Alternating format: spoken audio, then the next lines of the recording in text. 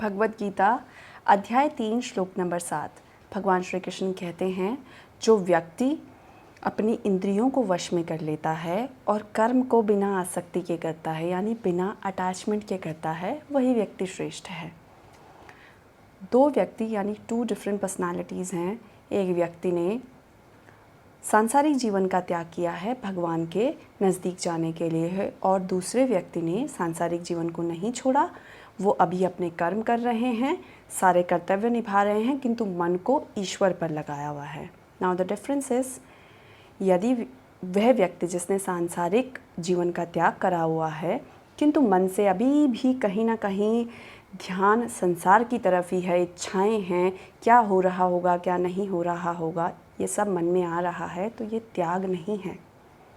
On the other hand, दूसरी तरफ दूसरे जो व्यक्ति हैं जिन्होंने सांसारिक जीवन का त्याग नहीं किया है, अभी भी सारे कर्तव्य निभा रहे हैं, सब कुछ कर रहे हैं, डेली रूटीन है, किंतु मन को ईश्वर पर लगाया हुआ है।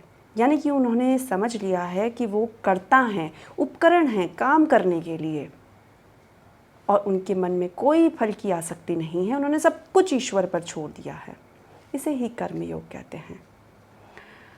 भगवान श्री कृष्ण कहते हैं कि जो व्यक्ति कर्म को बिना फल की आसक्ति के करता है वो श्रेष्ठ होता है, वो निष्काम कर्मयोग कर रहा है। ठीक उसी प्रकार जैसे कि अगर हम इसको ऐसे समझें, जैसे कमल का फूल है वो पानी में खिलता है, किंतु पानी यूजुअली कमल को भिगा नहीं पाता। ठीक उसी प्रकार सांसारिक जीवन में रहकर अपने कर्म करते हुए यदि हम अपने मन को ईश्वर पर लगा लें और फल के प्रति आसक्ति ना रखें, तो उसी को निष्काम कर्मयोग कहते हैं।